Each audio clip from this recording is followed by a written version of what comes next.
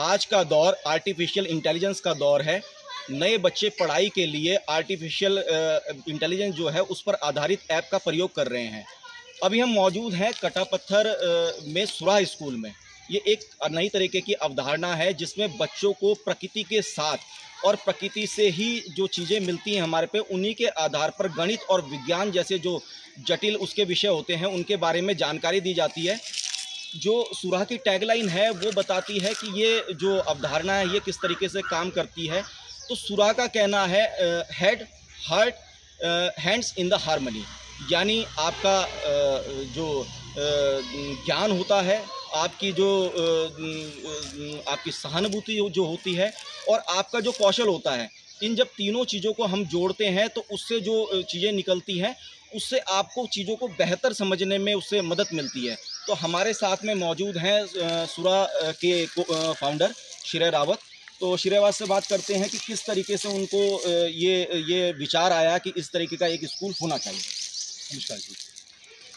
तो मेरी जो स्कूलिंग है वो विकास नगर ज़िले जो देहरादून में है वहाँ पे हुई थी। और जब हम बड़े हुए तो हमें ये कहा गया कि कैसे अगर आपको लाइफ में कुछ करना है तो आपको बाहर जाना होगा, दिल्ली या मुंबई में बसना होगा।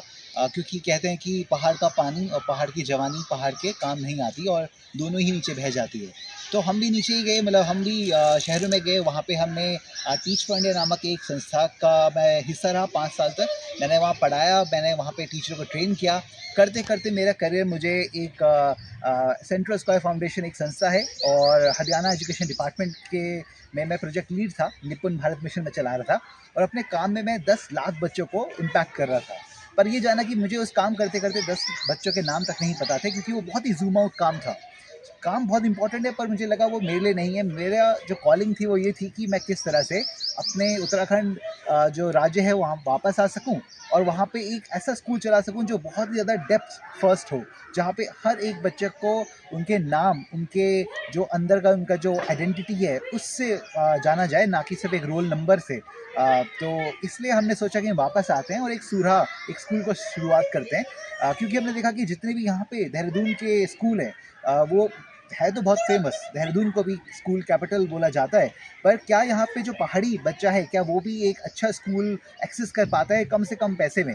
जिसका आंसर नहीं था। और हमने जाना कि हज़ारों स्कूल बंद हो रहे हैं, पिछले 5 साल में हज़ारों स्कूल बंद हुए उत्तराखंड में। तो हमने लगा कि एक ऐसा स्कूल जो एक complete holistic whole child focus बच्चे को दे सके शिक्षा। तो हमने ये जाना कि जो शिक्षा है, जो स्कूल है वो सिर्फ हेड पे फोकस करते हैं, एकेडमिक रिगर और थिंकिंग में फोकस करते हैं। वही हमने सोचा कि आज के एआई और आधुनिक ज़माने में बहुत इंपॉर्टेंट है कि जो ह्यूमैनिटी है, जो हार्ट है, जो फीलिंग है, रिलेशनशिप्स हैं, वो भी उतने फोकस किए जाएँ। और जो हैंड्स हैं, प्रैक्टिकल स्किल्स, हमारे आसपास माउंटेन की क्या इकोलॉजी है उससे संबंधित बच्चा चीज़ें कर पाए। तो हमारा जो स्कूल है वो हेड, हार्ट और हैंड्स तीनों में फोकस करते हैं। अभी तक जो जोर दिया जा रहा था, हमने जो देखा है स्कूल में आम जो प्रचलन है, तो उसमें किताबी ज्ञान पर जोर दिया जाता है। अभी जो हमने एक आपका क्लासरूम जो देखा है, उस क्लासरूम में एक चीज़ हमने देखी वहाँ पर, जो आपका एक टैगलाइन आपकी जुड़ती है कि जगत ज्ञान, स्वाज्ञान, खोज और मौज। तो 4 चीज़ों में 3 चीज़ें तो हमारी समझ में आती है। एक मौज भी आ रहा है, जबकि एक पुराना में एक कहावत चलती थी कि पढ़ोगे लिखोगे तो बनोगे नवाब, और अगर खेलोगे कूदोगे तो होगे खराब। अब जैसे हमने यहाँ देखा कि बच्चे खेल भी रहे हैं, शिक्षक भी उनके साथ जुड़ रहे हैं, और उससे बिल्कुल हमने एक जगह देखा कि आप बच्चों को पेड़ों से भी सिखा रहे थे कि पेड़ों से हम क्या क्या सीख सकते हैं, या जो विषय जो हमारे विज्ञान के विभिन्न विषय हैं वो सीख रहे हैं। तो ये क्या है कि ये मौज किस तरीके से आपने जोड़ा उसमें? जी, जो आपने बताया जगत ज्ञान, स्व ज्ञान, खोज, मौज, ये हमारा एजुकेशन मॉडल है। तो सुराह का जो मेन उद्देश्य है काम करने का, ये है कि कैसे एजुकेशन मॉडल को एक नया लेवल में इसको इवॉल्व किया जाए। क्योंकि अभी जो हमारी शिक्षा की पद्धति है वो ना कॉलोनियल हैंगओवर है। मतलब जिस तरह से अंग्रेज़ों ने कहा कि हमारे बच्चों की जो बुक्स है वो स्टैंडर्डाइज होनी चाहिए, जो असेसमेंट है वो भी सबके एक समान के होने चाहिए। मुझे लगता है वो सब फैक्ट्री के वर्कर्स बनाने के लिए अच्छा था। पर जो नया युग है जहाँ पे हम इंफॉर्मेशन इकोनॉमी की बात करते हैं, जो वहाँ पे जो ज़रूरत है वहाँ पे सिर्फ रटना और सिर्फ चीज़ें को सिर्फ सरफेस लेवल में जान लेना इनफ नहीं है। वहाँ पे बहुत ज़रूरी है कि बच्चा डीपली समझे और जाने। और इसमें हम ऐसा देखते हैं बच्चा एक पेड़ की तरह है, मतलब जितनी इसकी गहरी रूट होगी उतना ज़्यादा वो बच्चा बड़े होकर फैल पाएगा, उतना ज़्यादा उसमें फल आ पाएंगे। तो जो प्राइमरी एज तक का जो वो है, हम सोचते हैं हमारा बच्चा जगत ज्ञान अपने आसपास की चीज़ों को कितना वो जान सके, खेती के क्या तरीके हैं, मेरे गांव में कौन सा केनाल सिस्टम है, मेरे आसपास कोई बहुत बड़ा ऐसा मोन्यूमेंट है। पर इसमें सिर्फ फैक्चुअल लेवल में नहीं, अगर वो एक अशोका रॉक में जा रहा है, हम कह रहे हैं बच्चे क्या तुम वहाँ पे जो लोग हैं उनसे इंटरव्यू कर सकते हो, क्या तुम उसको और गहराई से समझ सकते हो, पूरे एक दिन वहाँ स्पेंड करेंगे पिकनिक की तरह नहीं, समझने के तौर पर। जो वहाँ पे लैंग्वेज लिखी है थोड़ा उसको पढ़ के थोड़ा डिसाइफर कर सकते हैं क्या, और फिर वापस आके क्या तुम खुद का एक अगर शिलालेख बनाना चाहो, क्या मैसेज छोड़ना चाहोगे तुम लोगों के लिए जो 1000 साल बाद इस दुनिया में आएंगे। तो हमारे बच्चे इस तरह से मैथ्स में जुड़ते हैं, इस तरह से वो उसको बनाते हैं और वहीं पे वो और गहराई से भाषा को समझ पाते हैं। और जहाँ तक खोज और मौज की बात है, तो जैसे खोज मतलब अगर एक रेनबो है तो बच्चा ये समझ पाता है साइंटिफिक रिगर से या उस थिंकिंग से कि लाइट जो है वो कैसे मतलब स्प्लिट होती है, कैसे रेनबो बनता है, ये तो बच्चा एक्सपेरिमेंट करके समझ लेता है। पर मौज इसलिए इम्पॉर्टेंट है क्योंकि वहीं पे ही आपने जो दुनिया है वो समझ तो ली अपने साइंस से, अपने दिमाग से, पर सब कुछ दिमाग से और रैशनल माइंड से नहीं जाना जाता। कृष्णमूर्ति कहते हैं कि अगर एक चिड़िया है तो सिर्फ उसका नाम मत ले लो कि अच्छा ये तो हॉर्नबिल है। अगर आपने नाम ले लिया तो आप उससे ना डिस्कनेक्ट हो जाते हैं, आप बोलते हैं हाँ ये तो हॉर्नबिल है, मैंने देखी है। लेकिन बिना नाम के कौन सी चिड़िया कैसी आवाज़ कर रही है, क्या वो खा रही है, मैं हर दिन एक मौज मतलब एक फ्री प्ले के पर्सपेक्टिव से दुनिया को एक नई उससे देख सकता हूँ। तो अगर रेनबो है तो बच्चों को हम बोलते हैं बच्चे ये 7 कलर्स हैं, इसको आज हम ऑब्जर्व करेंगे, देखेंगे उसकी एस्थेटिक्स, उसकी ब्यूटी। तो खोज और मौज इस तरह से वापस सामने साथ में आते हैं। दक्षिण भारत का जो शिक्षा का मॉडल है वो पूरे देश भर में भी कहें तो या विश्व में कई स्थानों में कहें तो उसको आदर्श माना जाता है, पर वही दक्षिण भारत के जो बुद्धिजीवी हैं हमने देखा है कि वो लोग बड़ी सराहना कर रहे हैं। तो इससे किस तरीके को आपको प्रोत्साहन इससे मिलता है और किस तरीके का आप भविष्य में अपनी योजनाएं देख रहे हैं, किस तरीके का भविष्य की तैयारी के कि इसको कहाँ तक पहुँचाना है आपने उत्तराखंड में? जी, आपका सही बात है कि जो हमारा साउथ इंडिया है वो बहुत ज़्यादा इवॉल्व है, बिकॉज वहाँ बहुत अच्छा इकोसिस्टम है ऑल्टरनेटिव स्कूल्स का, और ऐसे स्कूल्स जो कहते हैं कि अब बहुत हुआ इस तरह का मेन स्ट्रीम एजुकेशन।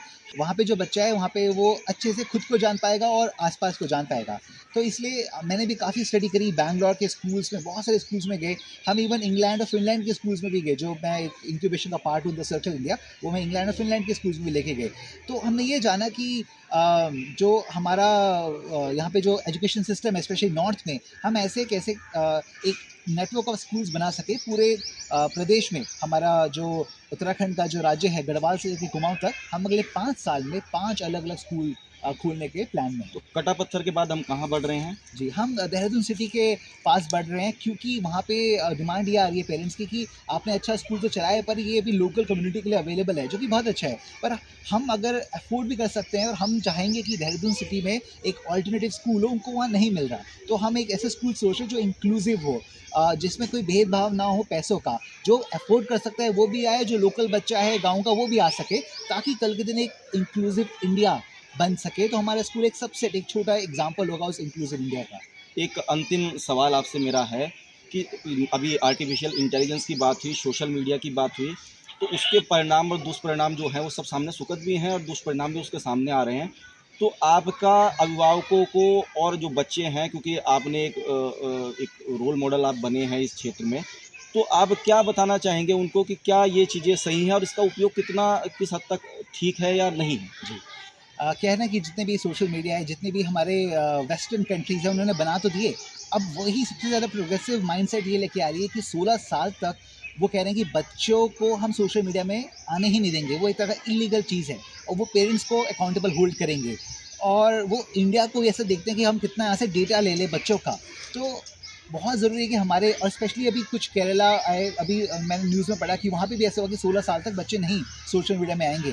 तो बहुत ज़रूरी है कि हम जाने कि हमारे बच्चों का जो प्राइवेसी है, जो उनका डेटा है, वो बहुत इंपॉर्टेंट है और इस तरह से सोशल मीडिया में नहीं यूज़ हो पाए। इसलिए बहुत इंपॉर्टेंट है कि पेरेंट्स एक्टिवली ट्रैक करें, देखें कि बच्चा कैसा क्या इस्तेमाल कर रहा है फ़ोन का, और दूसरा ये देख पाए कि अगर कल के दिन का बच्चा किसी चीज़ में फंस भी गया तो वो सेफ़ इन्वायरमेंट घर में दे पाए, ताकि बच्चे को अगर कोई भी प्रॉब्लम हो तो वो पेरेंट्स को बता पाए। बट अब बच्चे बहुत बार छुपा भी देते हैं, जो कि आप नहीं चाहेंगे एज अ पेरेंट। तो श्रेया जी, आपको बहुत बहुत बधाई व शुभकामनाएं, और हम आपको शुभकामनाएं देते हैं कि आगे आपका अभियान जो है ये सफल हो।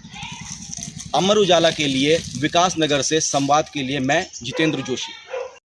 अगर आप ये वीडियो YouTube पर देख रहे हैं तो हमारे चैनल को सब्सक्राइब कर बेल आइकन दबाएं और Facebook पर देख रहे हैं तो हमारे पेज को लाइक करें।